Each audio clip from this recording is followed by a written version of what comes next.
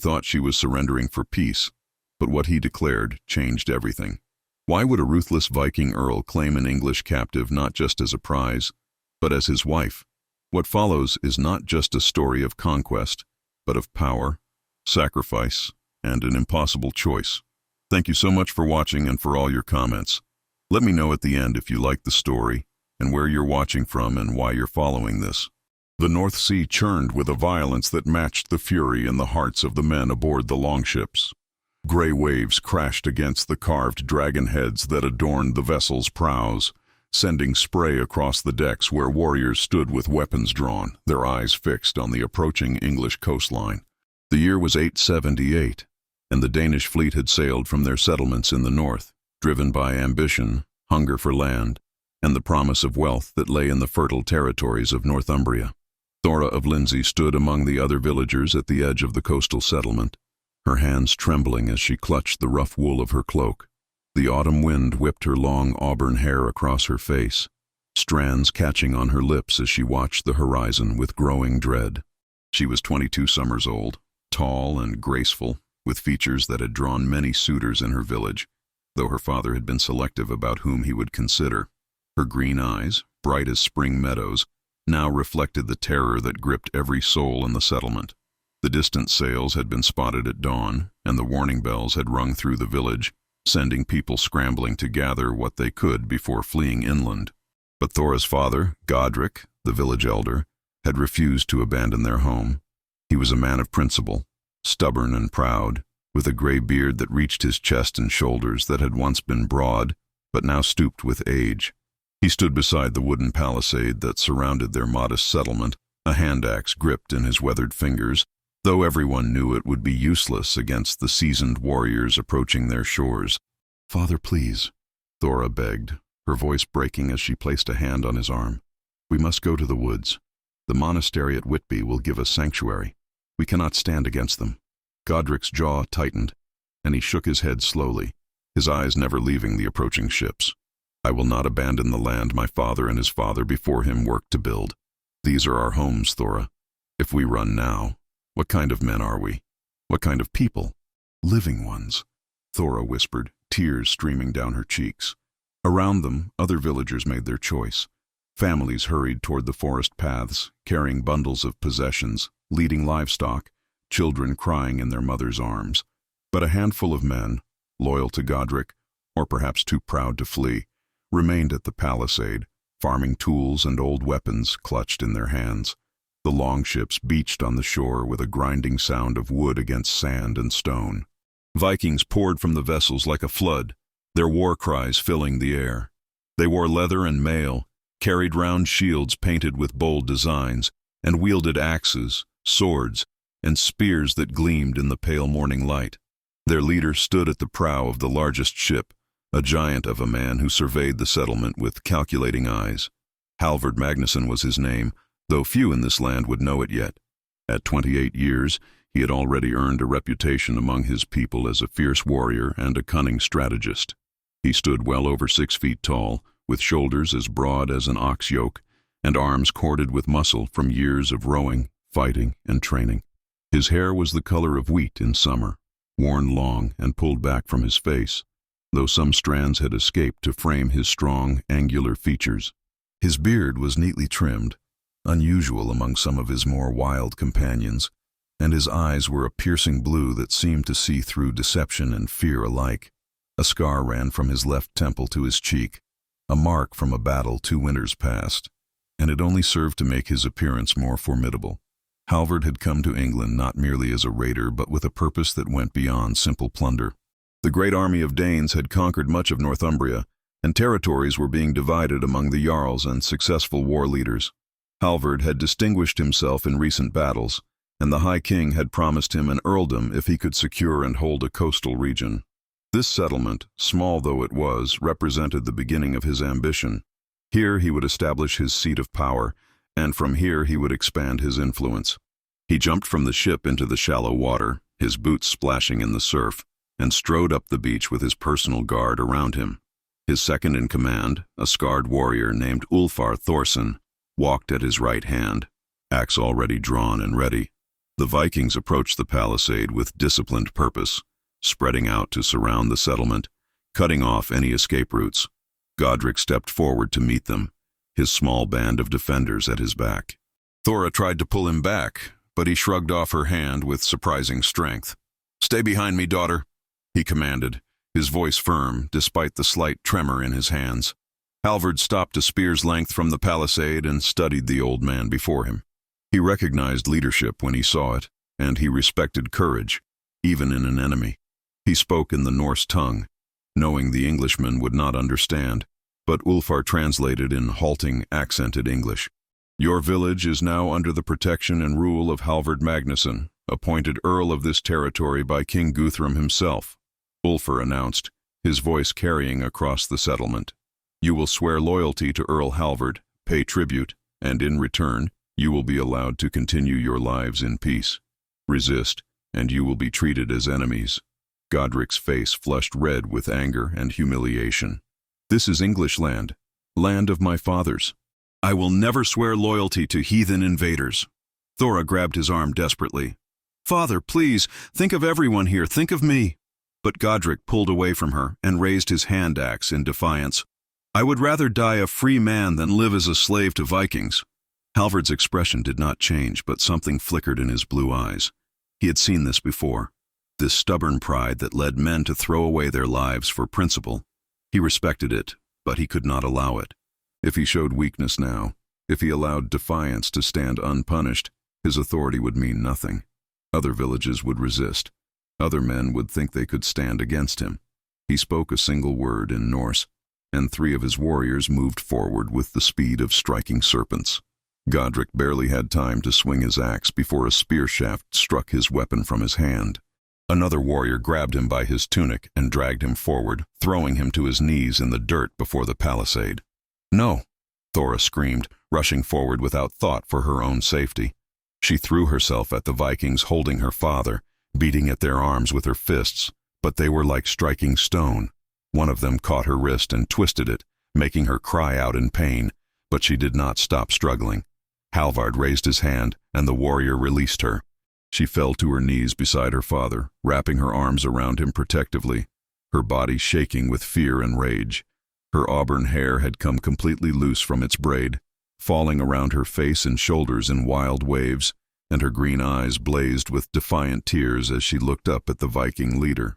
For a long moment, Halvard stared down at her, and something unexpected happened. In all his years of warfare and conquest, he had seen countless captives, countless defeated enemies, men and women both. But something about this woman stopped him in his tracks. Perhaps it was the fierce protectiveness in her eyes, even as she faced certain death.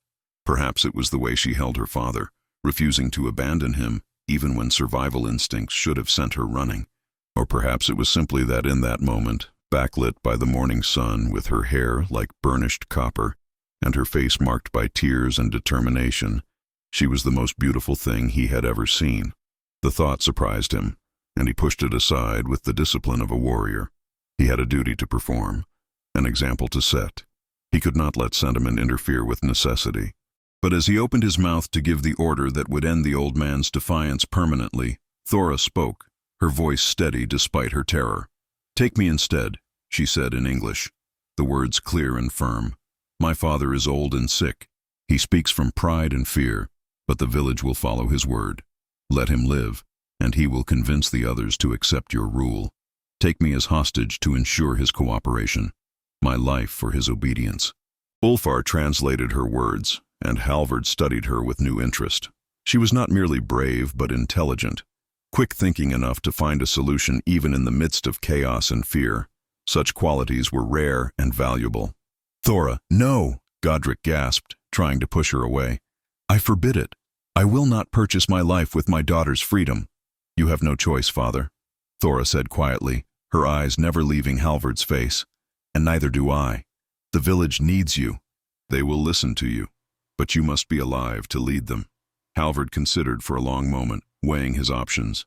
He could kill the old man and rule through fear, but fear bred resentment and rebellion. He could spare him and risk appearing weak, or he could accept the daughter's offer, which served multiple purposes.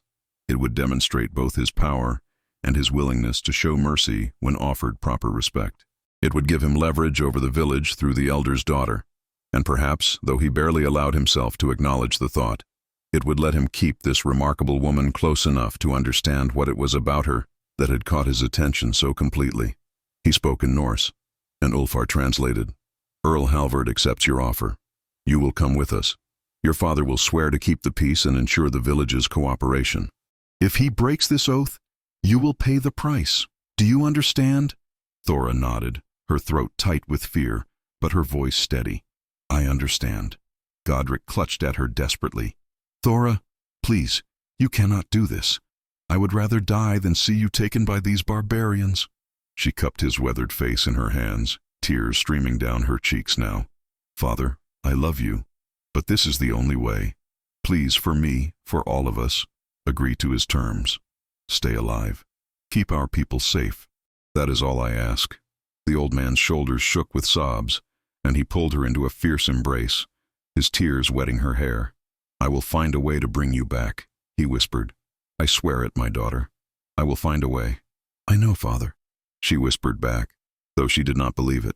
She knew that once she left this place with the Vikings, her old life was over. Whatever awaited her, it would be something entirely different from everything she had known. Halvard gestured, and two of his men stepped forward to separate them. Thora did not resist as they pulled her to her feet, though every instinct screamed at her to fight, to run, to do anything but accept this fate. But she had made her choice, and she would see it through. For her father, for her people, she would be strong. Godric was forced to his knees again, this time before Halvard himself. With a broken voice, the old man swore his oath of loyalty, promising peace and cooperation from the village. Halvard accepted the oath with a nod, then turned his attention to organizing his men. Some would remain to secure the settlement and begin the process of establishing his authority. Others would continue to the larger town further inland, where he would set up his Earl's Hall. Thora was led toward the longships, her hands bound with rough rope that chafed her wrists. She walked with her head held high, refusing to show weakness even as her heart pounded with fear. The other villagers watched in silence, some weeping, others looking away in shame that they had not stood with Godric, that they were allowing this to happen to their elder's daughter. As she approached the largest longship, Halvard's vessel, he appeared beside her. Up close, he was even more imposing than she had realized. He towered over her, despite her own above-average height, and the sheer physical power evident in his frame was intimidating. But his eyes, when she dared to meet them, were not cruel. They were calculating, yes, and hard with the experience of battle and command. But there was something else there, too, something she could not quite identify. He spoke to her in Norse, the language rolling and harsh to her English ears. When she shook her head to show she did not understand, he frowned slightly, then spoke to Ulfar, who had followed them. The Earl says you will travel on his ship, Ulfar translated. You will not be harmed if you do not cause trouble. He gives you his word on this. Thora wanted to spit at the idea that a Viking's word meant anything, but she held her tongue. Defiance would serve no purpose now except to make her situation worse. Instead, she simply nodded, not trusting her voice. Halvard studied her a moment longer, then gestured toward the ship. She was helped aboard, though her bound hands made the process awkward, and she was directed to sit near the stern, away from the rowing benches where the warriors would work. A fur was thrown over her shoulders against the cold sea wind, a small gesture of consideration that surprised her. As the ships prepared to depart, Thora looked back at the shore one last time. She could see her father standing at the palisade, his figure small and broken, watching her being taken away.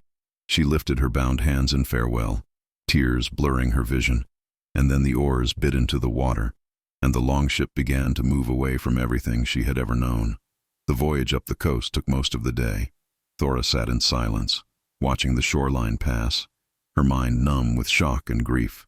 The Vikings around her went about their work with practiced efficiency, calling to each other in their foreign tongue, laughing occasionally at jokes she could not understand. They mostly ignored her, though she caught several glances thrown her way, some curious, some appraising, some with an intent that made her skin crawl. But whenever one of the men looked at her too long or made a comment that drew rough laughter from his companions, Halvard would speak a sharp word that silenced them immediately. Thora realized with growing certainty that she was under his protection, at least for now. What that protection meant for her future, she could not yet guess. As the sun began to sink toward the western horizon, painting the sky in shades of gold and crimson, the fleet entered a river mouth and followed it inland for several miles. Finally, as twilight gathered, they reached their destination. A settlement much larger than Thora's village spread along both banks of the river, with a great wooden hall dominating the landscape from its position on a low hill. This was clearly an established Norse settlement, probably built on the ruins of an earlier English town, with workshops, storage buildings, animal pens, and homes spreading out from the central hall. The longships were beached and secured, and the warriors disembarked with the ease of long practice. Halvard stepped onto the shore and stood for a moment, surveying his new domain with satisfaction. Then he turned and gestured for Thora to be brought to him. She was helped from the ship, her legs unsteady after hours of sitting, and stood before him in the gathering darkness, very aware that she was now deep in Viking territory, surrounded by people who spoke a language she did not know, following customs foreign to her, loyal to a king who had conquered her homeland. Halvard looked down at her, and when he spoke, his voice was quiet enough that only she and Ulfar, who translated, could hear. "You are in my household now," he said through his translator. "You will be given quarters in the hall, and you will be treated with respect.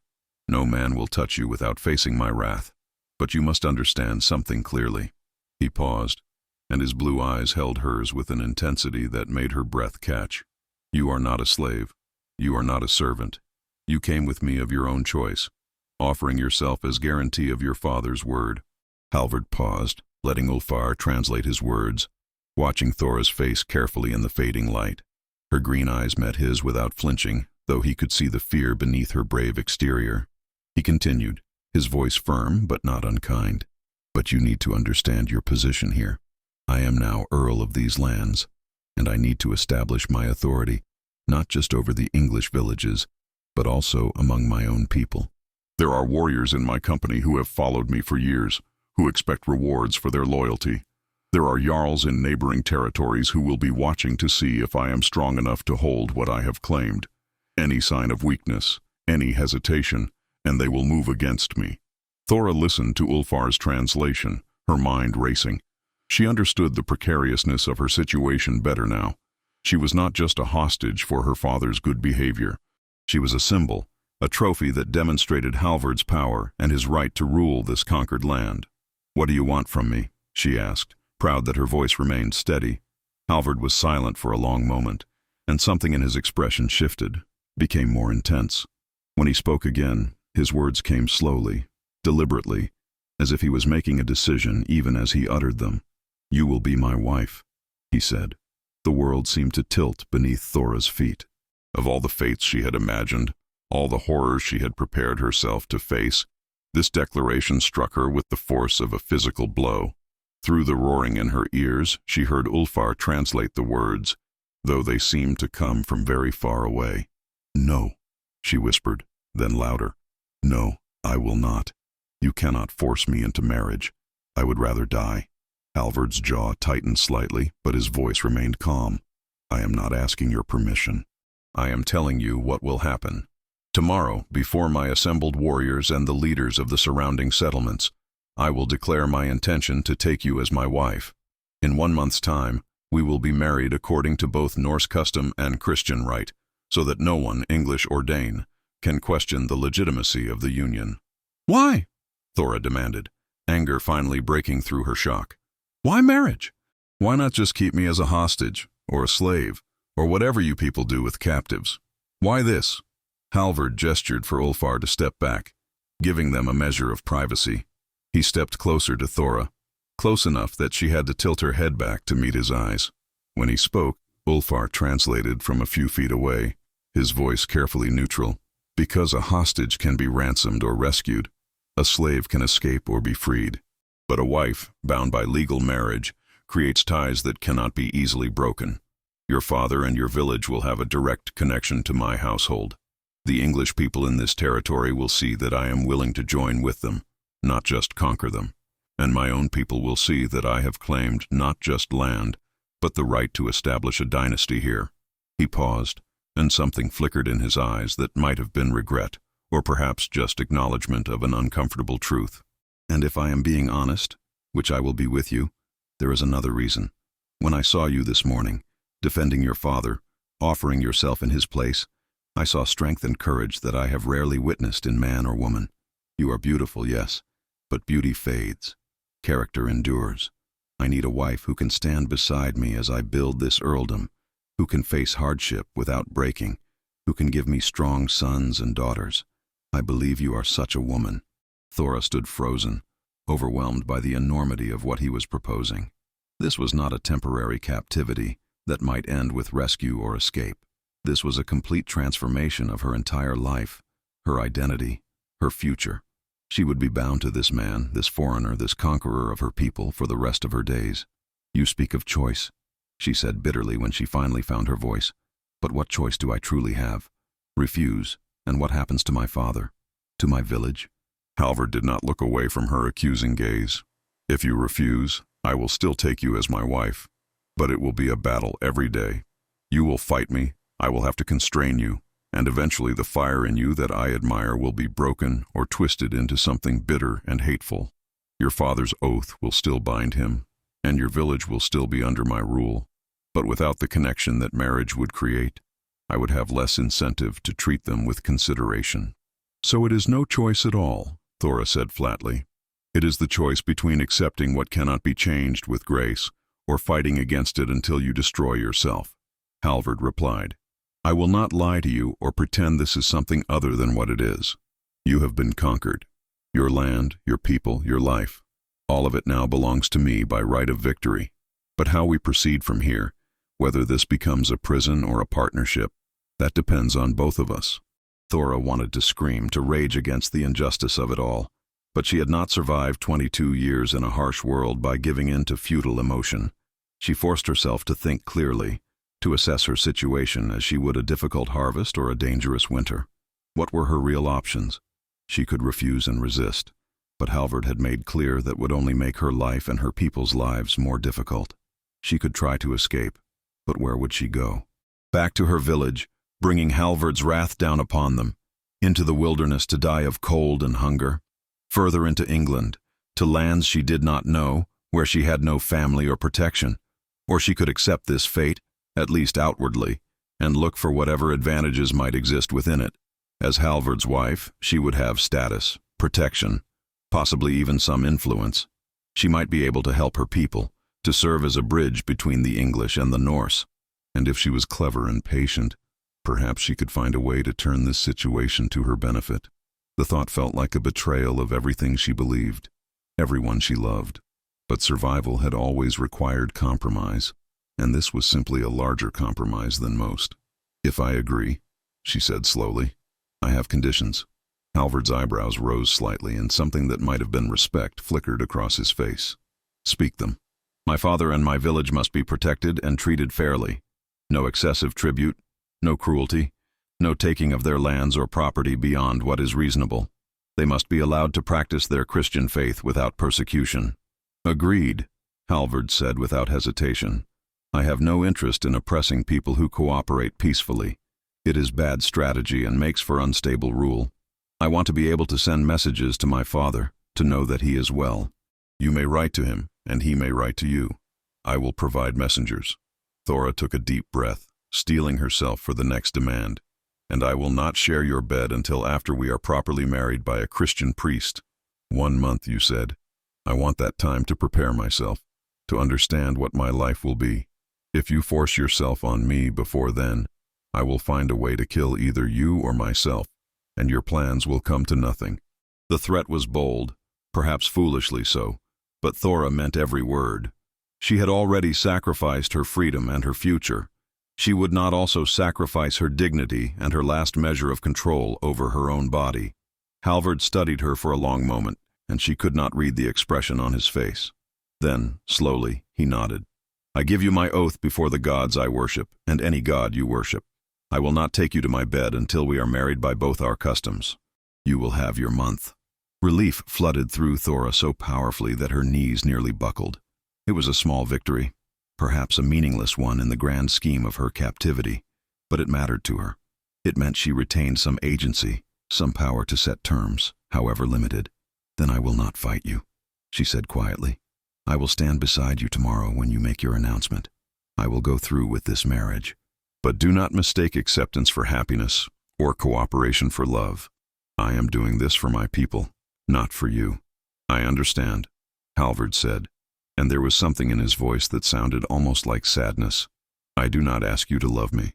I ask only that you give this marriage a true chance, that you do not spend every day looking for ways to undermine it or escape it. If you can do that, I believe we might build something worthwhile together." "We shall see," Thora said, unable to commit to anything more. Halvard gestured toward the great hall on the hill. "Come, you must be hungry and exhausted. I will have quarters prepared for you and food brought. Tomorrow will be a long day." Thora followed him up the path toward the hall, Ulfar trailing behind them. Around them, Vikings went about the evening tasks of securing boats, tending animals, and preparing meals. Some stared at her as she passed, and she heard murmured conversations in Norse that she could not understand. She felt utterly alone, more isolated than she had ever been in her life. The great hall was impressive, larger than anything in her village. The walls were decorated with shields and weapons, and a long fire pit ran down the center, already blazing with warmth against the autumn chill. Carved pillars supported the roof, and the high seat at the far end was ornately decorated with dragon motifs and Norse designs. Women moved about the hall, some Norse and some clearly English thralls or servants. They glanced at Thora with curiosity and speculation. An older Norse woman with iron-gray hair and a stern face approached Halvard, speaking rapidly in their language. He responded, gesturing toward Thora, and the woman's eyebrows rose. She looked Thora up and down with a critical eye, then nodded and spoke again. "This is Hilda," Ulfar translated. "She runs the household here. She will see to your needs and show you to your quarters. She says you look half-starved and frozen, and she will bring you food and warm water to wash." Thora managed a nod of acknowledgement. Hilda beckoned her to follow, and she cast one last glance at Halvard before going. He stood watching her, his expression unreadable in the firelight, a powerful figure who now controlled her fate entirely. Hilda led her to a small room off the main hall, simply furnished with a bed, a chest, and a small table. It was far better than she had expected, private and reasonably comfortable.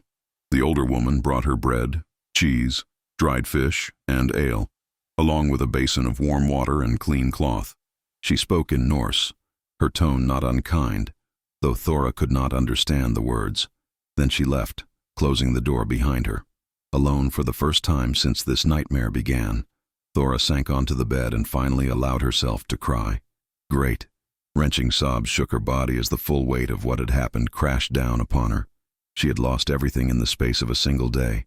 Her home, her freedom, her future as she had imagined it. She was to be married to a Viking, a man she did not know, did not love, whose very presence in her land represented everything she had been taught to fear and hate. And yet, even through her grief and fear, a small part of her mind noted that Halvard had kept his word. She had her own room. Food had been provided. She had not been assaulted or degraded. He had listened to her conditions and agreed to them. These were small mercies, perhaps, but they suggested that he was a man who could be reasoned with, who valued honor and kept his oaths. It was not much to build hope upon, but it was something, and Thora had always been a survivor. She would survive this too, somehow. She would endure, and perhaps, if she was clever and strong, she would find a way to make this new life bearable. She eventually exhausted her tears and forced herself to eat, though the food tasted like ash in her mouth. She washed her face and hands in the warm water, grateful for the small comfort. Then she lay down on the bed, still fully clothed, and pulled the furs over herself. Sleep was a long time coming. Every sound in the hall made her start. Every footstep near her door made her tense with fear that Halvard had changed his mind about his oath. But no one disturbed her, and eventually exhaustion claimed her. She woke to pale morning light filtering through cracks in the walls. For a blessed moment, she forgot where she was, and then memory crashed back, and with it came a fresh wave of despair. But she forced it down, forced herself to rise and prepare for whatever this day would bring. Hilda arrived shortly after with more food and a dress. Clearly Norse in style, but well-made and clean. Through gestures and her few words of broken English, she made clear that Thora was to wash and dress. The gown was deep blue wool, embroidered at the neck and cuffs with simple but attractive patterns. It fit reasonably well, though it was a bit loose in places. Hilda also provided a comb and helped Thora untangle and braid her long auburn hair in a style that was clearly Norse fashion. When Thora was ready, Hilda led her back to the main hall. It was full of people now, warriors and their wives, servants and thralls, all gathering for what was clearly an important occasion. Thora's stomach churned with anxiety as she realized this must be the announcement Halvard had spoken of. Halvard stood near the high seat, dressed in fine clothes rather than battle gear. He wore a tunic of deep red, embroidered with gold thread over dark trousers, and a heavy silver arm ring gleamed on his muscular forearm. His hair had been freshly braided, and he looked every inch the powerful earl he claimed to be. When he saw Thora enter, his eyes followed her across the hall, and something in his gaze made her skin prickle with awareness. She was brought to stand beside him, acutely conscious of all the eyes upon her. Halvard began to speak in Norse, his voice carrying across the crowded hall. Ulfar stood nearby to translate for her benefit, though she suspected few others in the hall needed translation. "Warriors and friends," Halvard declared, "we have won a great victory.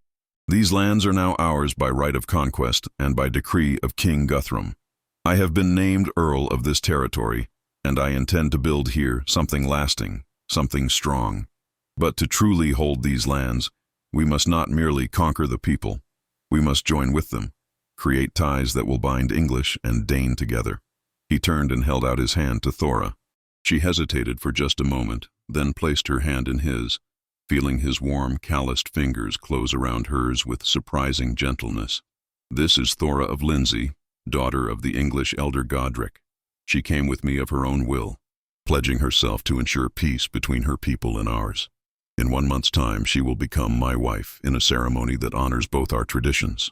Through this marriage, we will show that English and Norse can stand together, can build together, can create a future together." The hall erupted in a mixture of cheers and murmurs. Some of the warriors clearly approved, raising their cups in salute. Others looked skeptical or displeased. Thora caught sight of one man in particular, a tall warrior with a scarred face and cold eyes, who stared at her with open hostility. Halvard continued speaking, outlining his plans for the earldom, assigning duties and territories to his most loyal men, promising rewards for continued service. Thora stood beside him, her hand still in his, playing the role that had been thrust upon her. She kept her expression calm and dignified, refusing to show the turmoil inside her. When the formal announcements were finished, food and ale were brought out, and the gathering became more of a feast. Thora found herself seated beside Halvard at the high table, with various Norse leaders coming to pay their respects, and she suspected, assess the English woman their earl had chosen to marry. One man in particular seemed to take great interest in scrutinizing Thora. He was the same warrior she had noticed earlier, the one whose expression had been openly hostile during Halvard's announcement. He approached the high table with deliberate slowness, his eyes never leaving Thora's face, and when he reached them, he did not bow or show the deference the other warriors had displayed. "So this is the English prize," he said in Norse, his tone making the words sound like an insult. Ulfar, who had remained nearby specifically to translate for Thora, rendered his words into English with obvious discomfort. Halvard's expression hardened. "Speak with respect, Knut, or do not speak at all. This is the woman who will be my wife, and your lady." Knut Ivarsson was perhaps 35 years old, weathered by years of warfare and raiding. A livid scar ran from his forehead across his nose, evidence of a blade that had nearly killed him. His hair was dark and streaked with gray, worn in the traditional warrior style, and his arms bore the marks of countless battles.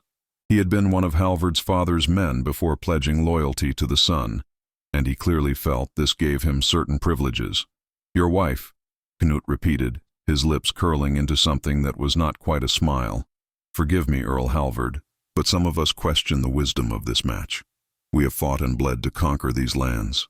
To see you bind yourself to an English woman, to elevate her to stand beside you, it seems to many that you forget where your true loyalties should lie."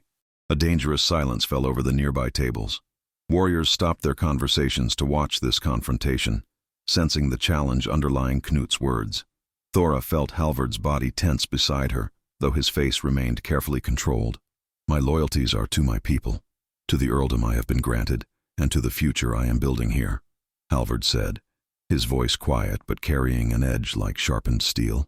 If you question my judgment, Knut Iversen, you are welcome to challenge me for leadership. We can settle this in the old way, with steel and strength. Otherwise, you will accept my decisions and show proper respect to the woman who will be my wife.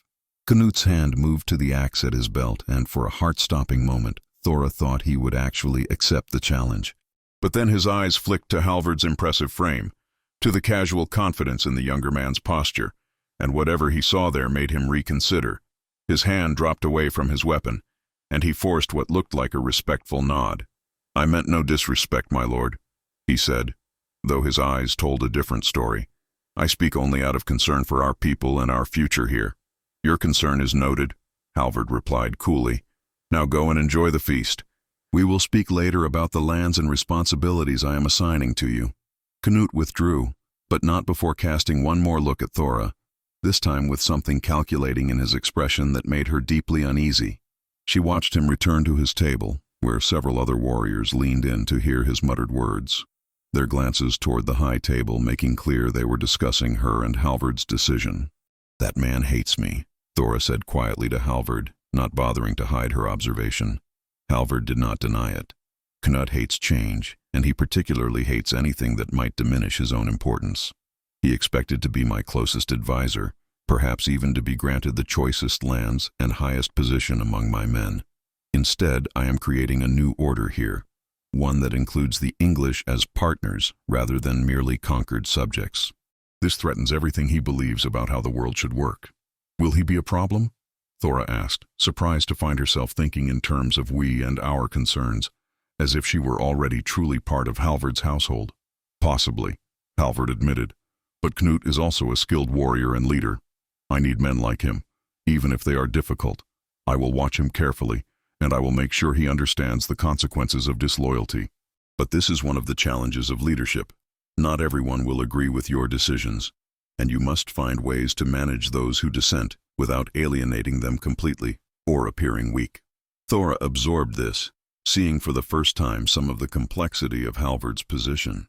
He was not just a conqueror who could do whatever he pleased. He had his own people to manage, his own internal politics to navigate. In some ways, his situation was not so different from her father's role as village elder, balancing different families and interests, trying to maintain unity while making difficult decisions. The feast continued around them, growing louder and more raucous as the ale flowed freely. Thora picked at her food, her appetite suppressed by anxiety and the strangeness of her situation. Several times, Norse women approached to speak with her, their words incomprehensible, but their gestures friendly enough. Hilda translated when she could, introducing these women as wives of various warriors and landholders. One woman in particular, younger than most of the others and heavily pregnant, sat beside Thora and spoke to her in halting but understandable English. I am Sigrid, she said, her round face friendly and open, wife to Leif Thorson, one of Earl Halvard's ship captains. I was born in Dublin to a Norse father and Irish mother, so I speak some English along with Norse and Irish. Hilda thought you might appreciate having someone who could speak with you properly. Thora felt a surge of gratitude so powerful it brought tears to her eyes. Thank you, she managed. You cannot know how much it means to hear words I can understand, to have someone to speak with. Sigrid smiled warmly and patted Thora's hand. I know exactly how it feels. When I first came here as Leif's wife, I knew no one and understood little of what was happening around me. It is a lonely and frightening thing to be a stranger in a strange land, but I can tell you that it does get easier. You will learn the language, you will make friends, you will find your place here. Did you have a choice? Thora asked quietly. In your marriage, I mean. Or were you like me, caught in circumstances beyond your control? Sigrid's expression became thoughtful. My father arranged my marriage to Leif as part of a political alliance. I had met Leif only twice before our wedding day. So no, I did not choose him in the way you might mean, but I chose to make the best of the situation I was given. And I can tell you honestly that Leif has been a good husband to me. He is kind, he provides well, and he has given me respect and affection. I have learned to care for him deeply, even to love him in my own way. It is not the romantic love the skalds sing about, perhaps, but it is real and it is good. Earl Halvard says he wants to build a partnership, Thora said, glancing at the man beside her, who was deep in conversation with Ulfar about some military matter. But how can there be a true partnership when one person holds all the power? That is the question every wife must answer for herself, Sigrid replied. But I will tell you what I have observed of Halvard Magnusson. He is young for an earl, younger than many of the men who serve under him, and he has had to prove himself through strength and wisdom both. He is not cruel for the sake of cruelty. He does not make decisions without thought, and he values loyalty and capability above almost everything else. If you prove yourself capable, if you show yourself to be valuable to him and to his goals, he will give you more freedom and influence than you might expect. You speak as if you know him well, Thora observed. My husband has served with him for 5 years, since before Halvard's father died, and he took leadership of his father's warriors. I have watched him carefully in that time, as any wise woman watches the men who hold power over her life and her husband's fate. He is ambitious, yes, and he can be hard when hardness is required, but he is also fair, and he keeps his word. If he has promised you something, he will honor that promise. This assessment aligned with Thora's own limited observations, but it was reassuring to hear it from someone who had no reason to deceive her. Thank you for telling me this, she said, and thank you for speaking with me. I feel less alone knowing there is someone here I can talk to. You may come to me anytime you need to talk or simply to escape the loneliness for a while, Sigrid offered. We women must support each other, especially in times of great change.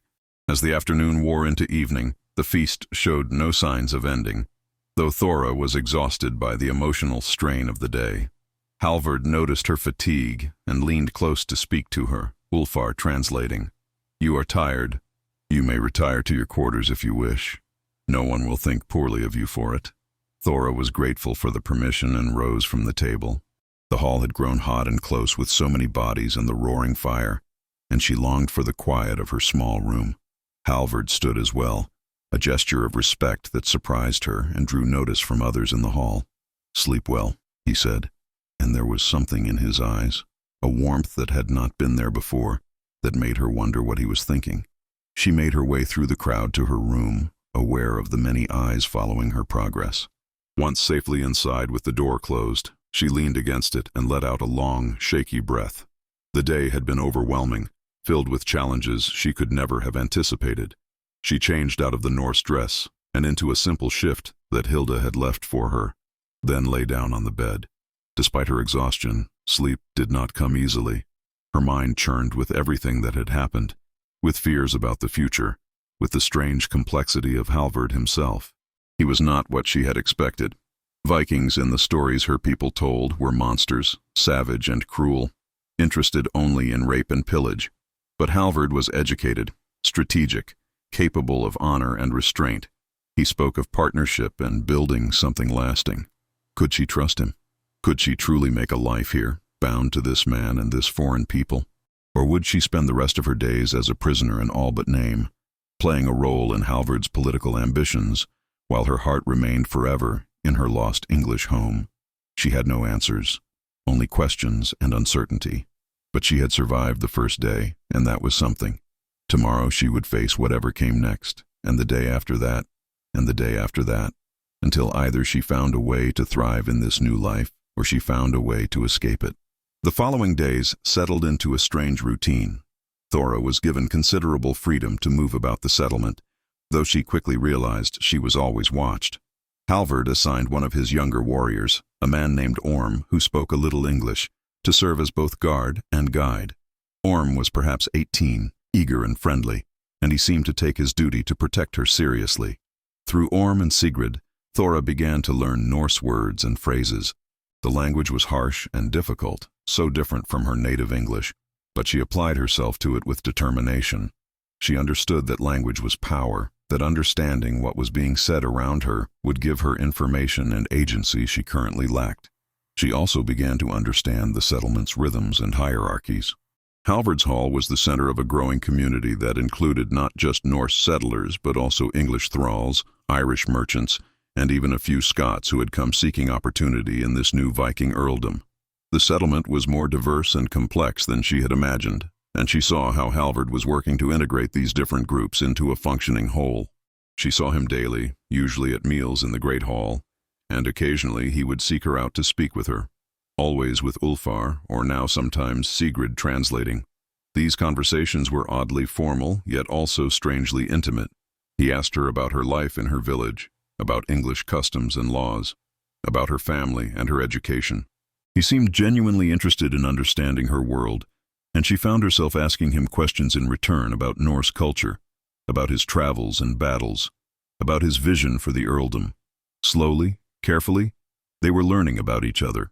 Thora found herself noticing things about him that had nothing to do with his role as conqueror or earl.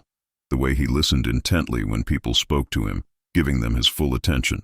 The patience he showed with the children in the settlement, who had no fear of him and would run up to him with questions or requests for stories.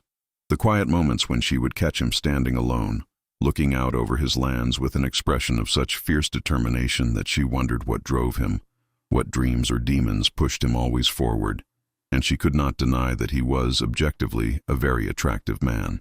His physical power was obvious, but there was also an intelligence in his eyes, a sharpness to his wit when he smiled at something amusing, a grace in how he moved despite his size.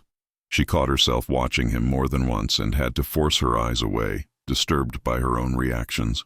One afternoon, about 10 days after her arrival, Halvard asked if she would walk with him. It was a cool but clear autumn day, and he led her away from the settlement, up a hill that overlooked the river valley. Ulfar accompanied them as translator, staying a respectful distance behind to give them some privacy, while still being close enough to relay their words. "I wanted to show you this," Halvard said, gesturing to the vista spread before them. The river wound through the valley like a silver ribbon, and the settlement spread along its banks, smoke rising from hearth fires.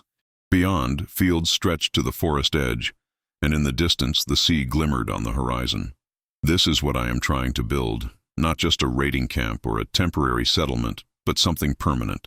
A place where people can live and prosper, where children can grow up in safety, where different peoples can find common ground." "It is a beautiful view," Thora admitted, though the admission felt like a small betrayal of her people. "I know you did not choose this," Halvard continued, his eyes on the landscape rather than on her. "I know you feel you were forced into a situation you would never have willingly entered, and I will not insult you by pretending otherwise or asking you to deny your true feelings."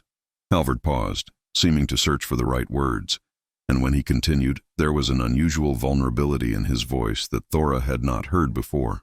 "But I want you to know that I did not choose this lightly either. When I said I saw something in you that morning on the beach, I meant it. I have had opportunities to marry before, political alliances that would have brought me wealth or stronger military positions. I refused them all because I believed that the woman I married should be someone I could respect, someone who could be a true partner in building something lasting." He finally turned to look at her, and the intensity in his blue eyes made her breath catch. "I believe you could be that person, Thora. I believe that together we could build something remarkable here. But it requires you to be willing to try, to see past the circumstances that brought us together, and consider what we might create if we worked together rather than against each other." Thora looked away from his gaze, unsettled by the sincerity she heard in his words. It would be easier if he were simply a monster, someone she could hate without complication, but he was proving to be far more complex than that, and it made everything more difficult. "You ask a great deal," she said quietly. "You ask me to forget that you and your people conquered my homeland, killed people I knew, tore me from everything I loved. You ask me to embrace a future I never wanted with a man I did not choose." "I know," Halvard said simply. "I am asking for something that may be impossible, but I am offering you something in return, a position of influence and respect, the ability to help your people and to shape the future of this land. And perhaps if we are both willing to make the effort, something more than just a political arrangement." "What do you mean by something more?" Thora asked, though she suspected she knew. "I mean the possibility of genuine partnership, of mutual respect, and perhaps even affection. I have seen marriages based on political necessity that became true partnerships, where husband and wife supported each other, valued each other, even loved each other. It does not happen without effort from both sides, but it can happen." Thora was silent for a long moment, watching the wind ripple through the grass on the hillside, thinking about Sigrid's words about choosing to make the best of the situation she was given. Finally, she spoke. I cannot promise you love. I am not even certain I can promise you forgiveness for what you have taken from me. But I can promise that I will try. I will try to see you as more than just a conqueror. I will try to find a way to live in this new world you are building. And I will keep my word about our marriage. I will stand beside you and fulfill my role as your wife. That is the most I can offer right now. Something shifted in Halvard's expression, a tightness easing from around his eyes, and she realized he had been genuinely uncertain of her answer. That is more than I hoped for, he said, and it is enough. We will take this one day at a time and see where it leads us. They stood together on the hill for a while longer, not speaking, just looking out over the land that was now both prison and home to Thora. The silence between them was not quite comfortable, but it was not hostile either. It was the silence of two people feeling their way toward understanding, uncertain of the path, but willing to take the next step. As they walked back down the hill toward the settlement, Halvard spoke again. There is something I should tell you. In 3 days' time, King Guthrum is sending one of his representatives to formally confirm my appointment as Earl and to assess how well I am establishing control of this territory. It will be an important occasion, and your presence beside me as my betrothed will be essential. There will be a feast and formal ceremonies. I need you to understand how critical it is that we present a united front. Who is this representative? Thora asked. A jarl named Thorstein the Wise. He is one of King Guthrum's most trusted advisors and has considerable influence over which earls receive support and which are left to fend for themselves. If he believes I am weak, or that my hold on this territory is uncertain, he could recommend that the king redistribute these lands to someone else. Thora understood immediately what he was not saying. And if you lose the earldom, what happens to me? To the promises you made about protecting my father and my village. Exactly, Halvard said grimly. Whoever replaced me would have no obligation to honor my agreements. Your father's oath would be void, and the new earl might choose to rule through fear and violence rather than cooperation. Everything I am trying to build here would collapse. It was a sobering realization. Thora's fate and her people's fate were now inextricably tied to Halvard's success. She had no choice but to help him maintain his position, regardless of her personal feelings. What do you need from me? She asked. I need you to appear by my side as a willing and honored betrothed, not a captive. I need you to demonstrate to Thorstein that my approach of integrating the English into my rule is working, that it creates stability rather than weakness. And I need you to help me host him in a way that shows both Norse strength and the benefits of cooperation between our peoples. I understand, Thora said. I will do what is necessary. Halvard looked at her with gratitude and something else she could not quite identify. Thank you. I know this is difficult for you, and I do not take your cooperation for granted. The next 3 days were a flurry of preparation. The great hall was cleaned and decorated. The finest foods were gathered from the settlement and surrounding areas, and every warrior polished his weapons and armor until they gleamed. Hilda directed Thora in planning the feast, teaching her Norse customs for honoring important guests, while also incorporating some English elements to demonstrate the cultural integration Halvard wanted to showcase. Thora found herself working closely with Sigrid and several other women, both Norse and English, to coordinate the preparations. She discovered that her skills in managing her father's household translated well to this larger scale, and the women responded to her direction with respect, perhaps sensing that she would indeed become their lady soon. On the evening before Thorstein's arrival, Halvard came to speak with Thora in private. She had been reviewing the arrangements for the feast one final time when he entered the small room off the main hall that had become her workspace. Everything is ready, she reported. The hall will be filled with the best food and drink we can provide. I have arranged for some English musicians to perform alongside the Norse skalds to show the blending of our cultures, and I have practiced the Norse greetings and customs Sigrid taught me. You have done remarkable work, Halvard said, looking around at the lists and plans she had made. In just 2 weeks, you have learned our language well enough to communicate. You have earned the respect of the household, and you have taken on responsibilities that many women would have refused or failed at. I am impressed, Thora. The praise surprised her, and she had to admit, pleased her more than it should have. I am simply doing what needs to be done, she said, trying to sound dismissive, but unable to completely hide her reaction. Halvard stepped closer, and Thora was suddenly very aware that they were alone, that his physical presence seemed to fill the small room. He reached out and gently touched her hand, the first time he had initiated physical contact beyond the necessary formalities in public. "I want you to have this," he said, pressing something into her palm. She looked down to see a silver brooch, beautifully crafted in the Norse style with intricate knotwork patterns. "It was my mother's. She died when I was young, but I remember her wearing this.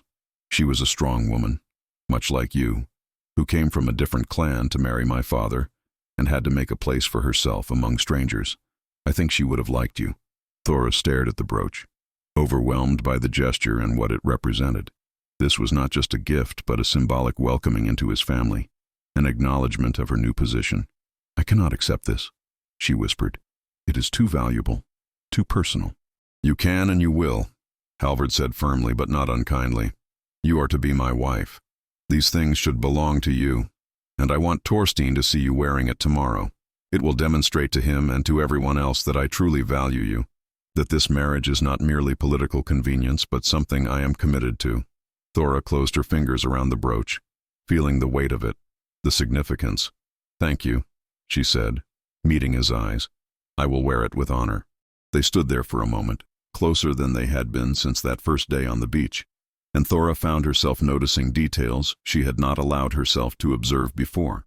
The way a small scar on his jaw caught the lamplight, the flecks of deeper blue in his eyes, the strength in his hands, which could wield a battle axe with deadly efficiency, but had touched hers with surprising gentleness. "Thora," he said quietly, his voice rougher than usual, "I want you to know that I have not forgotten my oath to you.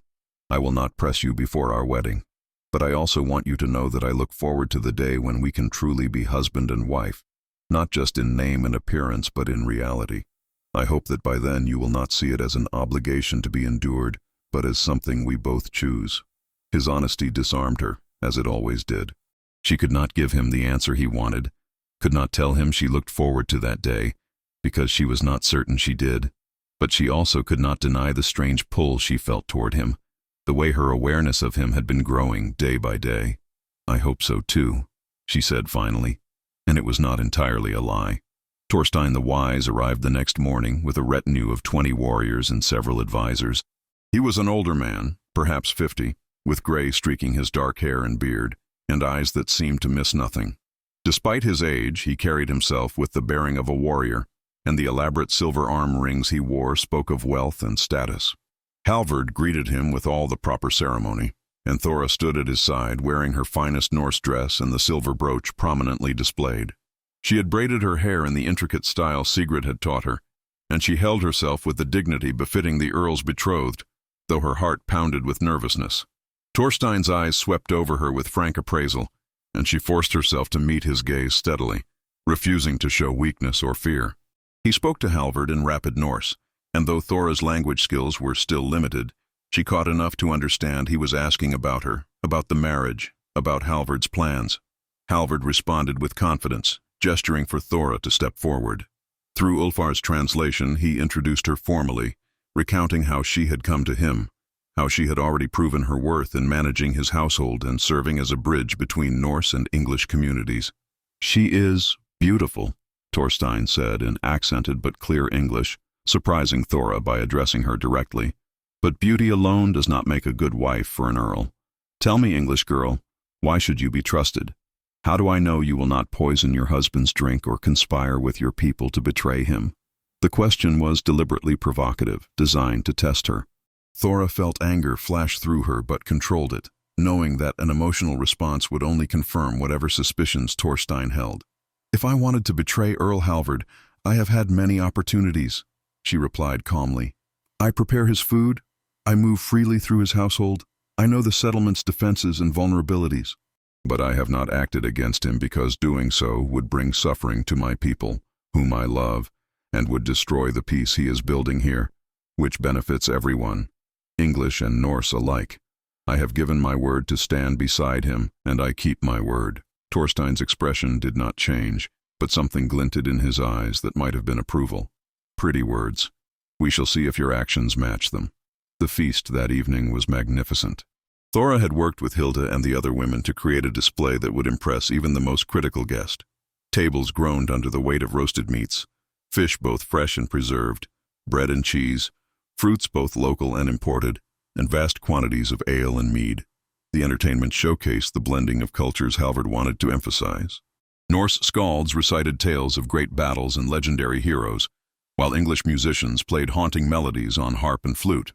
At one point, Thora had arranged for children from both Norse and English families to present Thorstein with gifts, their innocent faces and mixed heritage a living demonstration of the integration taking place. Throughout the feast, Thora played her role perfectly. She sat beside Halvard at the high table, engaging with Thorstein and his advisors through Ulfar's translations, demonstrating knowledge of both English and Norse customs, showing herself to be educated, articulate, and capable. She saw Thorstein watching her carefully, assessing not just her words but her interactions with Halvard, the way the household responded to her, the respect she commanded from both English and Norse servants. At one point during the evening, Knut Ivarsson approached the high table, his movements slightly unsteady from drink.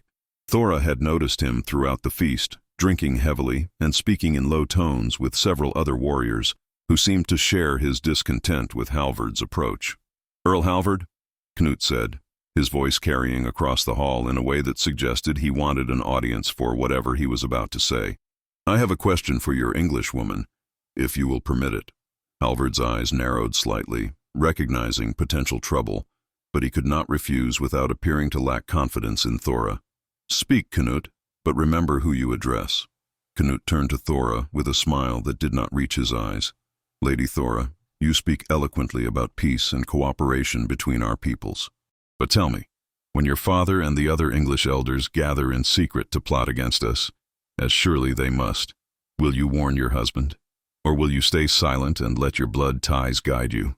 It was a vicious question, designed to make her appear either disloyal to her people or untrustworthy to the Norse. The hall had gone quiet, everyone waiting to hear her response. Thora felt Halvard tense beside her, ready to intervene, but she placed a hand gently on his arm, a gesture that asked him to let her handle this herself. She rose from her seat with deliberate grace, her green eyes fixed on Knut with an intensity that made several people shift uncomfortably. When she spoke, her voice was clear and steady, carrying to every corner of the hall. "You speak of blood ties, Knut Ivarsson, as if they are the only loyalty that matters. But I have learned in my short time here that the Norse value honor and oath-keeping above almost all else.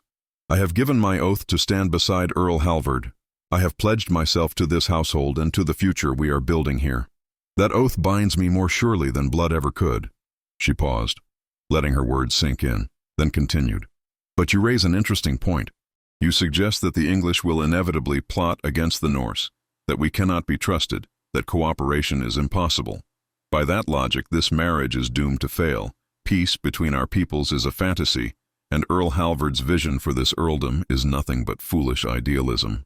She turned slightly to address Thorstein directly, her strategy becoming clear.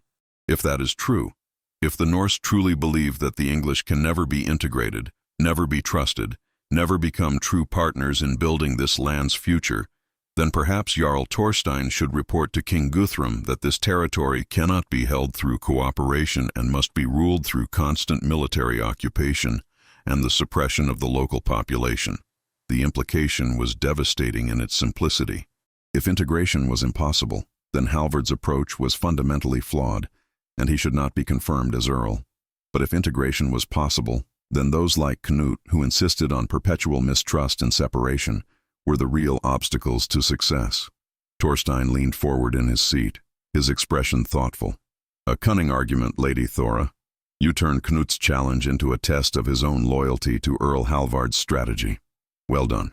Knut's face flushed with anger and humiliation at being outmaneuvered, but before he could respond, Halvard stood, his presence commanding immediate attention. "Knut Ivarsson speaks from genuine concern for our people's safety and future," Halvard said, his voice diplomatic but firm. "These are valid concerns that deserve to be addressed seriously, not dismissed. The question of trust between Norse and English is perhaps the most critical challenge we face in building this earldom." He turned to address the entire hall. That is precisely why this marriage matters so much. Lady Thora is putting her faith in me, in us, in the possibility that two peoples who have been enemies can find common ground. She is wagering her entire future on this belief. If she, who has more reason than anyone to hate and mistrust us, can make that leap of faith, then surely we can do the same. He looked directly at Knut. But trust must be earned and proven on both sides. In the coming weeks, I will be establishing a council that includes both Norse and English leaders to advise me on matters of law, trade, and settlement. I want representatives from all communities to have voice in how this earldom develops. Knut, I am appointing you to this council, along with Thora's father Godric and several others. You will work together to address the concerns you have raised and to find solutions that serve everyone's interests. It was a masterstroke of leadership. Halvard acknowledged the concerns, gave Knut a position of responsibility that would keep him occupied and visible, and created a structure that forced cooperation while appearing to be a concession to those who doubted his approach. Thora felt a surge of admiration for his political skill. Knut could not refuse such an appointment without appearing obstructionist, and he knew it. He gave a stiff nod of acceptance, then returned to his table, his expression dark but constrained by the public nature of the exchange. Thorstein raised his cup in salute. Well handled, Earl Halvard, and you, Lady Thora, have proven yourself more than just a beautiful ornament. You have a sharp mind and the courage to use it. I begin to see why Halvard values you so highly. The feast continued, but the tension had shifted. Thora had proven herself in front of the most important audience possible, and even those who had been skeptical of Halvard's English bride were forced to acknowledge her capability. She caught Sigrid's eye across the hall and saw her friend beaming with pride and approval. Later that night, after the guests had retired and the hall had finally quieted, Halvard walked Thora to her quarters. They stood in the doorway, the flickering lamplight casting shadows across his face. "You were magnificent tonight," he said quietly. "The way you handled Knut's challenge, the way you turned his attack into an opportunity to strengthen our position with Thorstein, it was brilliant. I could not have done better myself." "I did what was necessary," Thora replied, though she could not hide the small smile that tugged at her lips. "And I learned from watching you. The way you diffused the situation and turned Knut's discontent into a structured role on the council, that was masterful." "We make a good team," Halvard said, and there was warmth in his voice that made Thora's heart beat faster. "I told you that together we could build something remarkable. Tonight proved I was right." He reached out and gently brushed a strand of hair from her face, his fingers lingering against her cheek for just a moment. "Thank you, Thora, for keeping your word, for standing beside me, for giving this a genuine chance." Thora found herself leaning slightly into his touch before catching herself. The gesture surprised her, this unconscious movement toward him, this acceptance of his closeness. When had the fear and resentment begun to transform into something else? "Good night, Halvard," she said softly, needing space to think about these confusing new feelings. "Good night," he replied, letting his hand drop, though his eyes held hers for a long moment before he turned and walked away. Thora closed the door and leaned against it, her mind whirling. Something fundamental had shifted tonight. In defending Halvard and his vision to Knut and Thorstein, she had not just been playing a role. She had found herself genuinely believing the words she spoke, genuinely invested in the success of what they were building together. When had she stopped thinking of escape and started thinking of partnership? When had Halvard transformed in her mind from captor to something approaching an ally, perhaps even more? The next morning, Thorstein requested a private meeting with Halvard, and to everyone's surprise, he asked that Thora be present as well. They gathered in the smaller council room off the main hall, with only Ulfar present to translate. "I have made my assessment," Thorstein announced without preamble. "I will report to King Guthrum that you have established effective control of this territory, that your approach of integrating the local population shows promise, and that you should be confirmed as Earl with full royal support." Relief flooded through Halvard's features, though he controlled it quickly. "Thank you, Jarl Thorstein. Your confidence means a great deal." "Do not thank me yet," Thorstein said. "My support comes with conditions and advice. First, you must complete this marriage quickly and with full ceremony. The symbolic importance of binding yourself to the English cannot be understated, but it only works if the marriage is seen as legitimate and permanent by both peoples. Second, you must watch Knut Iversen and those like him carefully. I saw the resentment in his eyes last night. Men like that can become dangerous if they feel their concerns are being ignored. I am aware of the risk, Halvard confirmed. That is why I am giving him a position of responsibility.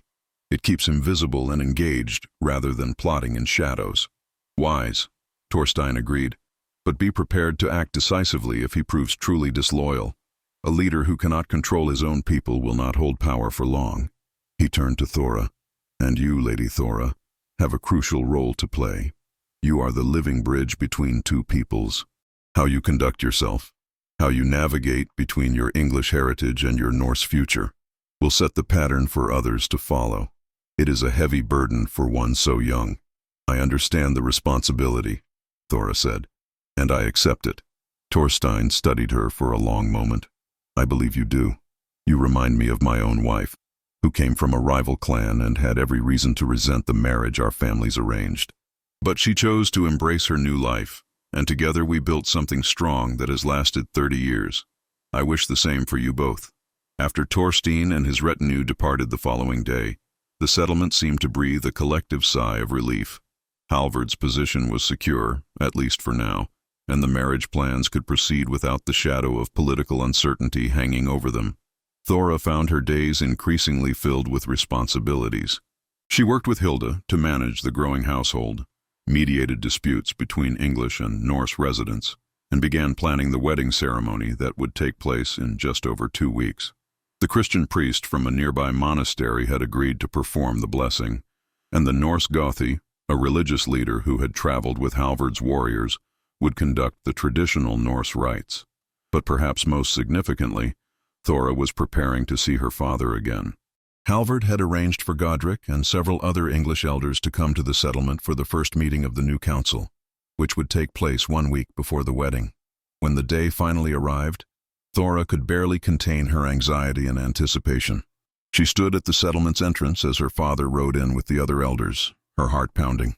He looked older than she remembered, more worn, and the joy in his eyes when he saw her was mixed with such pain that it nearly broke her heart. They were given a private room to speak, with Orm standing guard outside to give them privacy, but also to ensure nothing untoward occurred. Godric embraced his daughter fiercely, tears streaming down his weathered face. "Thora, my child, I have been so worried. Every night I pray for your safety, for your well-being. Tell me true. Are they treating you well? Has that Viking hurt you?" "I am well, father," Thora assured him, returning his embrace just as fiercely. "Earl Halvard has kept his word. I have not been harmed or mistreated. I have my own quarters.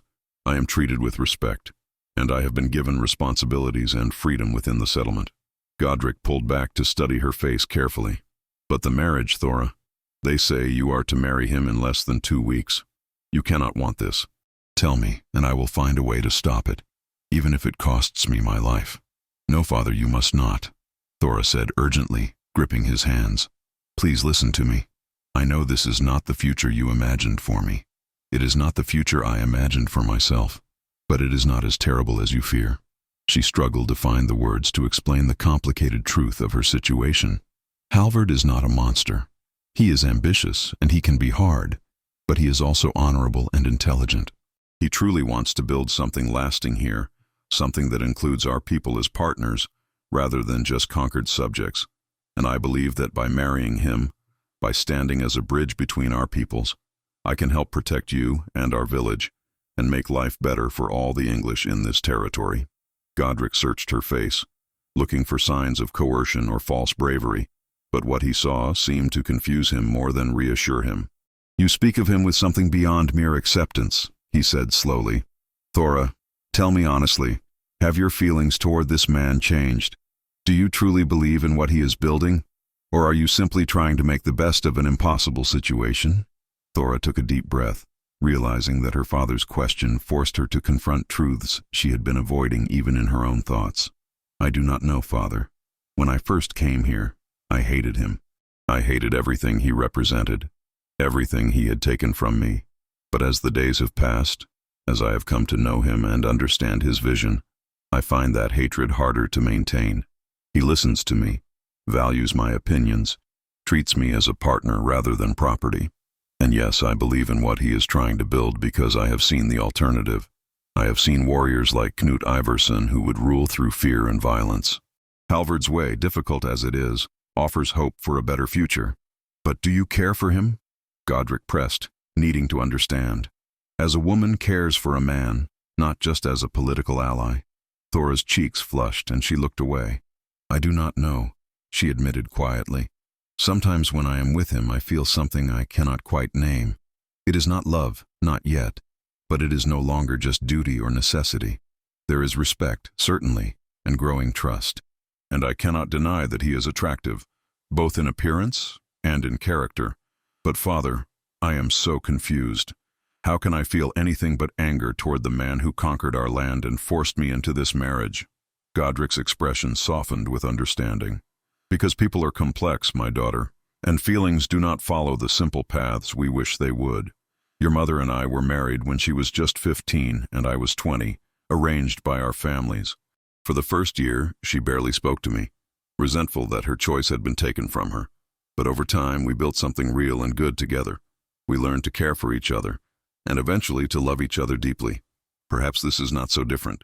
But you were both English, both from similar backgrounds. This is different, Thora protested. Is it truly so different? Godric asked. A man is a man, whether Norse or English. If he is honorable, if he treats you with respect, if you can build a life together based on mutual understanding, does his ancestry matter as much as his character? Thora wanted to say yes, that of course it mattered, that she could never truly accept a Viking as a husband. But the words would not come, because in her heart, she was no longer certain they were true. I am frightened, Father, she whispered.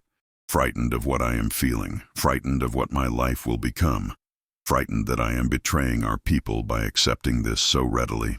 Godric pulled her into another embrace, stroking her hair as he had when she was a child. You are not betraying anyone, my brave girl. You are surviving. And more than that, you are finding a way to help your people survive and perhaps even thrive under these new circumstances. If this Earl Halvard truly values you and treats you well, then make the most of that.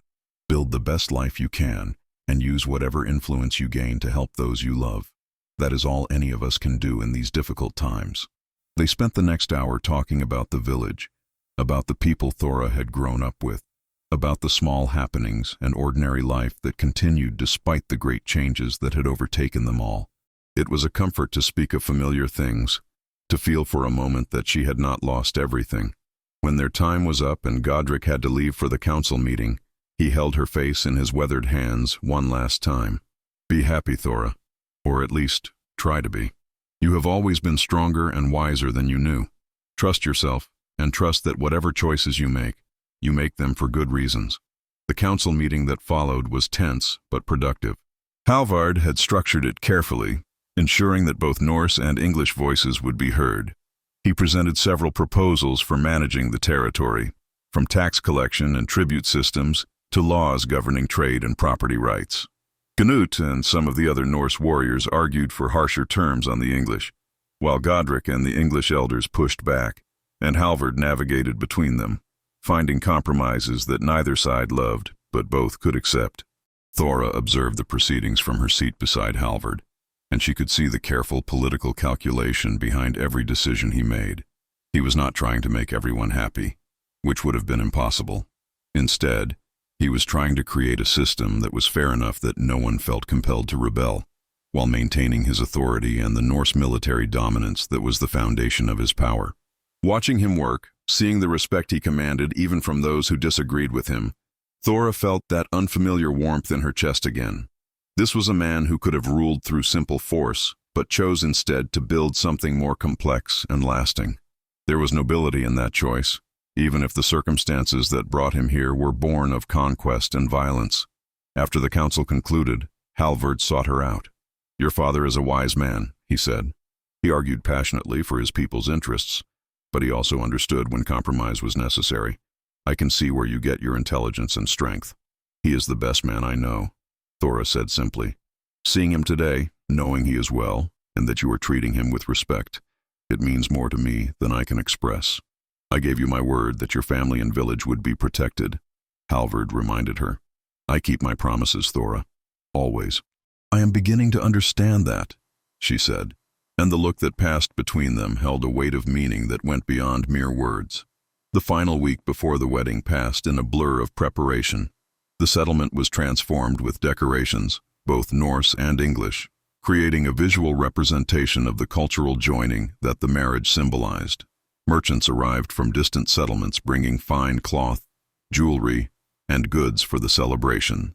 Warriors polished their finest armor and weapons, while women prepared elaborate dishes from both Norse and English culinary traditions. Sigrid helped Thora prepare her wedding dress, a stunning creation that blended elements of both cultures. The gown was made of the finest wool dyed a deep cream color, embroidered with intricate patterns in gold and silver thread. It followed Norse styling in its cut and draping, but incorporated English embroidery techniques in its decoration. Thora would wear her hair in elaborate braids, woven with ribbons and small silver ornaments, and Halvard's mother's brooch would fasten her cloak. "You look like a queen," Sigrid said as they completed the final fitting. "Halvard will not be able to take his eyes from you." Thora blushed at the comment, but could not deny a flutter of anticipation at the thought. Over the past weeks, her awareness of Halvard had grown more intense. She found herself noticing small things about him, the way his eyes crinkled when he smiled, the rumble of his laugh, the unconscious grace in how he moved despite his size. More than once she had caught herself staring at him and had to force her attention elsewhere. And she had caught him watching her as well, his gaze following her movements with an intensity that made her skin tingle. The attraction between them was becoming undeniable, though neither had spoken of it directly. His oath not to touch her until they were married had held firm, but the tension between them grew with each passing day. The night before the wedding, Thora could not sleep. She lay in her bed, staring at the ceiling, her mind racing with thoughts of what tomorrow would bring. In less than 24 hours, she would be married to Halvard Magnusson. She would be bound to him legally, religiously, and physically. There would be no going back, no escape, no rescue. This would become her permanent reality. And the most startling realization was that she was no longer certain she wanted to escape. Somewhere in the past month, without fully realizing it was happening, she had begun to accept this new life. More than accept it, she had begun to build a place for herself within it. She had friends here, responsibilities that mattered, a role that gave her influence and purpose. And she had Halvard, complicated and challenging as he was, who treated her with a respect and consideration she had not expected. A soft knock at her door startled her from her thoughts. She rose and opened it to find Halvard standing there, looking uncertain in a way she had never seen him before. "I could not sleep," he said quietly, "and I thought perhaps you might be awake as well. May I come in? I know it is not proper, but I need to speak with you before tomorrow." Thora hesitated only a moment before stepping back to let him enter. He came in, but left the door slightly ajar, a consideration for her reputation. They stood facing each other in the dim lamplight, and Thora was acutely aware that she wore only her night shift with a robe pulled over it, her hair loose around her shoulders. "Tomorrow you become my wife," Halvard said, his voice low and intense. "And I need to know, Thora, truly, how you feel about that. Not what you think you should say, not what serves the political purpose, but what is in your heart. Because I find that I cannot go through with this marriage if you are still filled with hatred and resentment toward me. I thought I could. I thought political necessity would be enough, but I was wrong." Thora stared at him, shocked by this vulnerability, this admission of doubt from a man who always seemed so certain. "What are you saying?" she whispered. "I am saying that I have fallen in love with you," Halvard said, the words coming out in a rush as if he had been holding them back for too long. "I tried not to. I told myself it was foolish, that this was a political arrangement and nothing more. But watching you these past weeks, seeing your strength and courage, your intelligence and compassion, the way you have embraced responsibilities you never asked for and turned them into opportunities to help your people, I cannot help but love you. And if you cannot feel anything for me in return, if this marriage will make you miserable for the rest of your life, then I will release you from it. I will find another way to secure my position and protect your people, because I care about you too much to trap you in a life you hate." Thora's breath caught in her throat. Of all the things she had expected him to say, this declaration was not among them. She saw the truth of his words in his eyes, in the tension in his body, in the vulnerability written across his face. This powerful Earl, This feared warrior was laying his heart bare before her and offering her the freedom she thought she had lost forever. And in that moment, with perfect clarity, Thora understood her own heart. The feelings she had been struggling with, the confusion and conflict, all of it crystallized into a single truth she could no longer deny. "You are not trapping me," she said softly, stepping closer to him. "Or if you are, then I am willingly walking into the trap. Halvard, I have tried so hard to hate you, to hold on to my anger and resentment because they felt like the only things I had left of my old life. But I cannot hate you anymore. You have shown me too much honor, too much respect, too much genuine care, and somewhere along the way, without meaning to, without wanting to, I have begun to fall in love with you too." The words hung in the air between them, and Thora saw wonder and relief flood across Halvard's features. He reached out slowly, giving her time to pull away if she wished, and cupped her face in his large, calloused hands with infinite gentleness. "Thora," he breathed, and her name on his lips sounded like a prayer and a promise all at once. "I know this started with conquest and coercion," Thora continued, needing him to understand the complexity of what she felt. "I know that I did not choose this, that circumstances forced us together. But what we have built from those harsh beginnings, what we are building together now, that is our choice. And I choose you, Halvard. I choose this marriage, this life, this future we are creating. Not because I have to, but because I want to." Halvard's thumb gently traced her cheekbone, and Thora felt a shiver run through her entire body at the contact. "I will spend every day of my life trying to be worthy of that choice," he said. "I will honor you, protect you, value you as my equal and my partner, and I will love you with everything I am." "I know you will," Thora whispered, and then she did something that surprised them both. She rose on her toes and pressed her lips to his in a soft, tentative kiss. For a moment, Halvard froze in surprise, and then his arms came around her, pulling her close as he returned the kiss with a passion that had been carefully restrained for weeks. It was a kiss that spoke of longing and relief, of promises made and accepted, of two people finding each other against all odds and choosing to embrace what they had found. When they finally broke apart, both breathing heavily, Halvard rested his forehead against hers, his eyes closed as if savoring the moment. "I have wanted to do that since the day I first saw you on that beach," he admitted, "standing there so fierce and protective, willing to sacrifice everything for your father. I knew then that you were extraordinary. I thought you were a barbarian who was going to kill everyone I loved," Thora said with a shaky laugh. "It is strange how wrong first impressions can be, or how much can change when people are willing to see past their assumptions," Halvard countered. He pulled back slightly to look at her, his hands still framing her face. "Tomorrow, when we stand before our peoples and pledge our lives to each other, know that every word I speak will come from my heart. You are not a political convenience or a trophy of conquest. You are the woman I love, and I am honored beyond measure that you are willing to be my wife. And you are the man I love," Thora replied, the words coming easier now that she had spoken them once.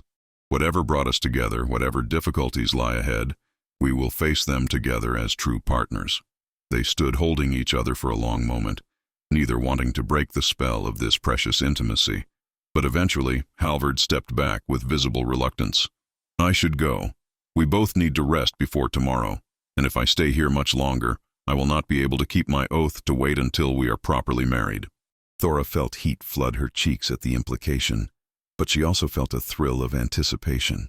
"Tomorrow night," she said softly, "after the ceremony, after the feast, we will finally be able to truly be husband and wife." "Tomorrow night," Halvard agreed, his voice rough with desire and promise. He pressed one more kiss to her forehead, then forced himself to leave, pausing at the door to look back at her one last time with such longing that it made her heart ache. After he left, Thora climbed back into bed, but sleep was even more elusive now. Her lips still tingled from their kiss, her body still hummed with awareness of him, and her heart felt so full it seemed it might burst. She had never imagined that love could come from such unlikely circumstances, that joy could grow from such painful beginnings. But here she was, on the eve of her wedding, genuinely happy, and genuinely in love with the man who had conquered her homeland and claimed her as his bride. The wedding day dawned clear and bright, as if the gods themselves blessed the union. The settlement was transformed, decorated with garlands of autumn flowers and evergreen boughs, Norse banners flying alongside English emblems. People from all the surrounding areas had gathered, both to witness the ceremony and to participate in the celebration that would follow. Thora was attended by Sigrid and several other women as she dressed in her wedding gown. They braided her hair with practiced hands, wove in the silver ornaments and ribbons, and fastened Halvard's mother's brooch to her cloak.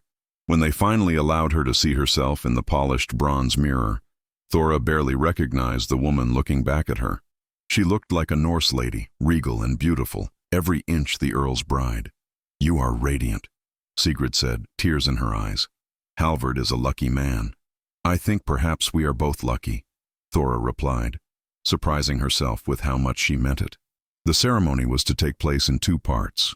First, the Christian blessing in the small wooden church that served the settlement's Christian population, then the Norse ceremony in the Great Hall. As Thora walked from her quarters toward the church, escorted by her father, who had been given the honor of presenting her, she saw the gathered crowds watching with fascination and approval. She held her head high, no longer a captive or a reluctant participant, but a woman choosing her future with open eyes and willing heart. Inside the church, Halvard waited at the altar, dressed in his finest clothes. He wore a tunic of deep blue embroidered with silver, a heavy cloak fastened with an ornate silver brooch, and the sword that marked his rank as Earl hung at his side. His hair had been freshly washed and braided, his beard neatly trimmed, and when he saw Thora enter, the expression on his face was one of such wonder and love that it took her breath away. The Christian priest, Father Cuthbert, performed the blessing with solemn dignity. Though Halvard was not Christian, he had agreed to this portion of the ceremony to honor Thora's faith and to demonstrate to the English population that their traditions would be respected. He spoke the vows in careful English, his accent thick, but his sincerity unmistakable. "I, Halvard Magnusson, take you, Thora, daughter of Godric, to be my lawful wedded wife. I pledge to you my protection, my loyalty, my respect, and my love for all the days of my life. Before your God and before all witnesses here gathered, I bind myself to you."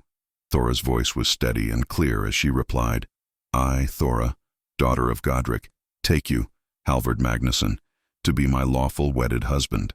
I pledge to you my loyalty, my respect, my support, and my love for all the days of my life.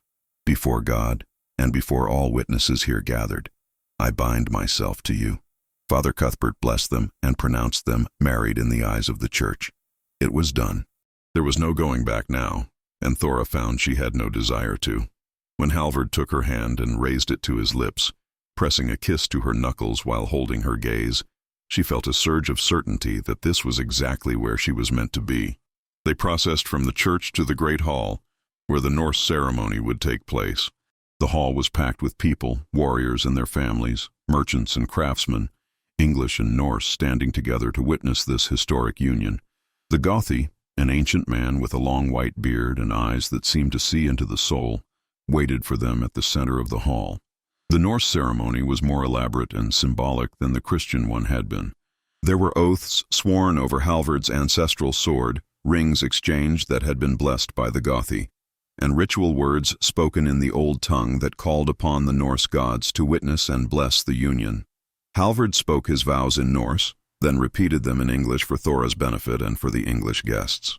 "I swear before the gods and before my ancestors that I take Thora as my wife, to stand beside me as my equal, to bear my children and build our household, to share in my victories and my defeats, to be my partner in all things until death parts us." Thora spoke her vows in halting Norse, words she had carefully practiced with Sigrid's help. "I swear before the gods and before these witnesses that I take Halvard as my husband, to stand beside him as his equal, to bear his children and build our household, to share in his victories and his defeats, to be his partner in all things until death parts us." The Gothi pronounced them married according to Norse law and custom, and a great cheer went up from the assembled crowd.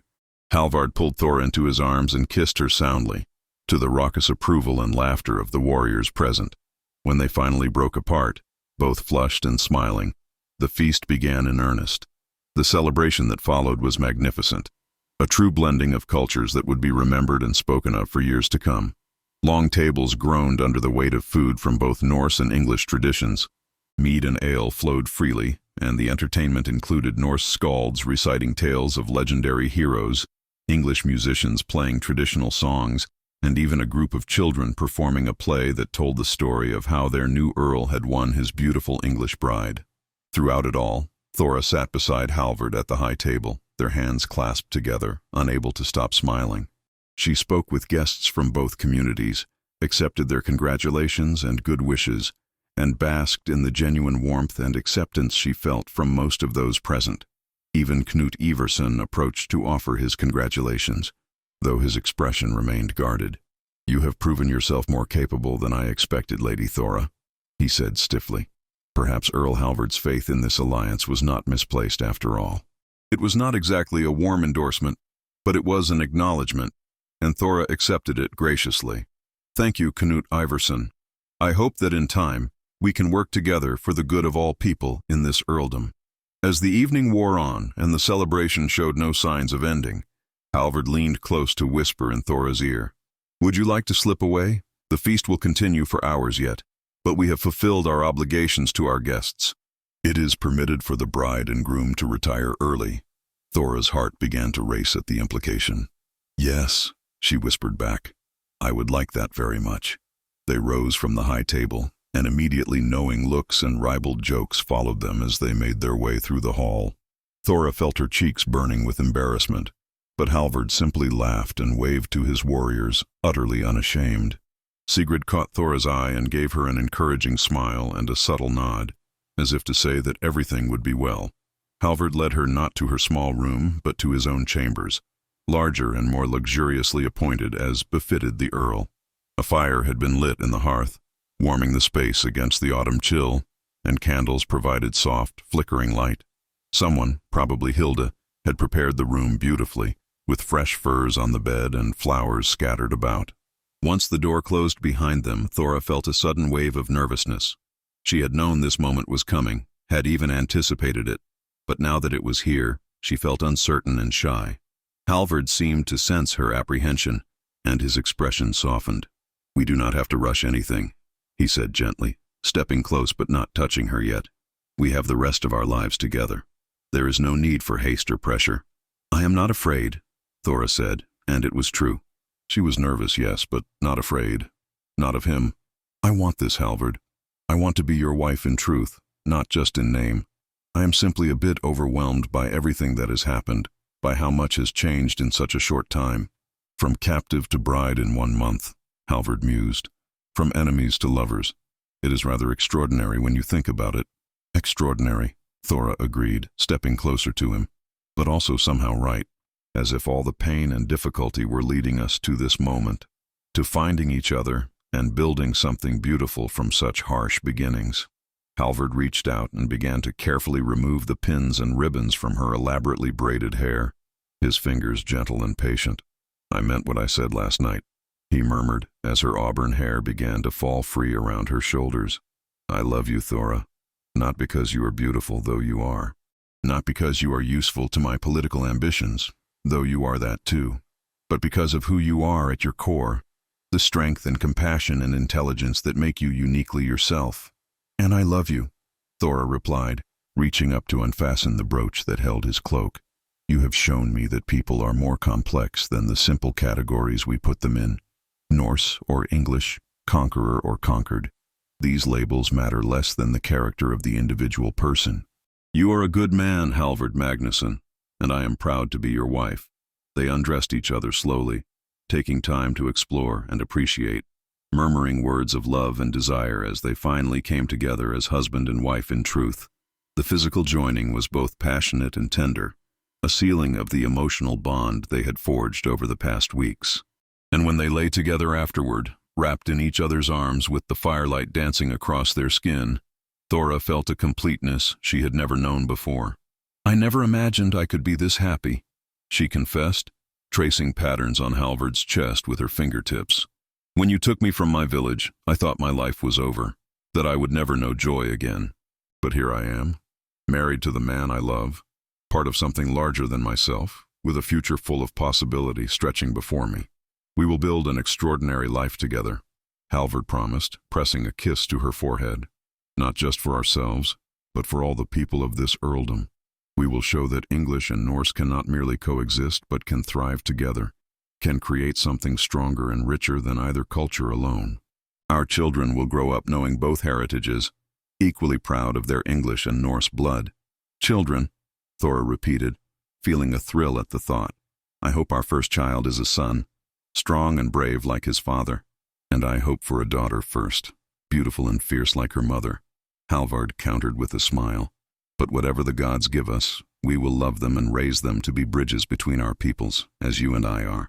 They talked long into the night, sharing dreams and making plans, occasionally pausing for more expressions of physical love, building the intimacy that would sustain them through whatever challenges lay ahead. And when they finally drifted off to sleep, still tangled together, both felt a peace and contentment that seemed impossible just a month before. The weeks and months that followed saw the earldom flourish under Halvard and Thora's joint leadership. The Council of English and Norse leaders met regularly, hammering out laws and policies that balanced the needs of both communities.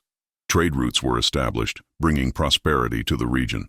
The settlement grew as more families, both Norse and English, moved to the area seeking the stability and opportunity that Halvard's enlightened rule provided. Thora became a beloved figure among the English population, a living symbol that they had not been forgotten or abandoned, that their voices and traditions still mattered. But she also earned respect from the Norse, proving herself capable in managing the increasingly complex household and serving as a wise advisor to her husband. Knut Ivarsson remained a source of occasional tension, never quite reconciling himself to Halvard's approach, but his opposition became more muted as he saw the undeniable success of the integration policy. And when Thora became pregnant 6 months after the wedding, even Knut had to admit that the marriage had proven its value in binding the communities together. As Thora's belly swelled with their first child, Halvard became impossibly protective and attentive. He insisted she rest more, worried constantly about her health, and drove Hilda to distraction with his anxious questions about childbirth and infant care. Thora found his concern endearing even when it became excessive, and she loved him all the more for how seriously he took his impending fatherhood. Their daughter was born on a bright spring morning, screaming lustily as she entered the world. She had Halvard's blue eyes and Thora's auburn hair, and both parents fell instantly and completely in love. They named her Astrid Godric's daughter, honoring Thora's father and ensuring that her English heritage would be formally recognized alongside her Norse lineage. When Godric came to meet his granddaughter for the first time, tears streamed down his weathered face as he held the tiny baby. "She is perfect," he said, looking at Thora with wonder. "And you, my daughter, you are radiant with happiness. I confess I had my doubts about this marriage, about whether you could ever truly be content in this life. But I see now that I was wrong to worry. You have not just survived, you have thrived, and you have helped all of us thrive alongside you." "Thank you, Father," Thora said, embracing him carefully around the sleeping baby, "for trusting me, for supporting this marriage even when it must have been difficult, for being the bridge between our village and Halvard's rule. None of this would have worked without you." As the years passed, Halvard and Thora had 3 more children, 2 sons and another daughter, each one a perfect blend of their parents' best qualities. The earldom continued to prosper, becoming known throughout the region as a model of how Norse and English could live together in mutual respect and cooperation. Other earls began to emulate Halvard's approach, and gradually, the violence and oppression that had marked the early years of Norse conquest began to give way to a more stable and integrated society. Thora never forgot the pain and fear of those first days, never pretended that the circumstances of her marriage had been anything but difficult and coercive. But she also never regretted the choice she had made to embrace the life that had been thrust upon her, to find love in unexpected places, and to build something beautiful from harsh beginnings. She and Halvard became legendary figures, their story told and retold as an example of how even the most unlikely love could flourish when nurtured with patience, respect, and genuine care. On their 10th wedding anniversary, Halvard took Thora back to the hillside where he had first asked her to truly try to make their marriage work. The settlement spread below them, larger and more prosperous than either had imagined it could become. Their children played in the fields, their laughter carrying on the wind. And all around, People of English and Norse heritage lived and worked together in harmony. Do you remember standing here with me all those years ago? Halvard asked, his arm around Thora's waist. When I told you what I hoped to build? I remember, Thora said, leaning into his embrace. I remember thinking you were impossibly idealistic, that your dreams were too grand to ever become reality. And now? Halvard prompted. Now I see that you were not idealistic at all, but visionary, Thora replied. You saw what could be when others saw only what was, and you had the courage and determination to make that vision real. I am so proud of what we have built together, my love. So grateful for every day we have shared, even the difficult ones. I love you, Thora, Halvard said, turning her to face him and cupping her face in his hands, just as he had on their wedding night. More now than I did 10 years ago, if that is possible. You are my partner, my equal, my greatest treasure. The best decision I ever made was declaring you would be my wife that day on the beach.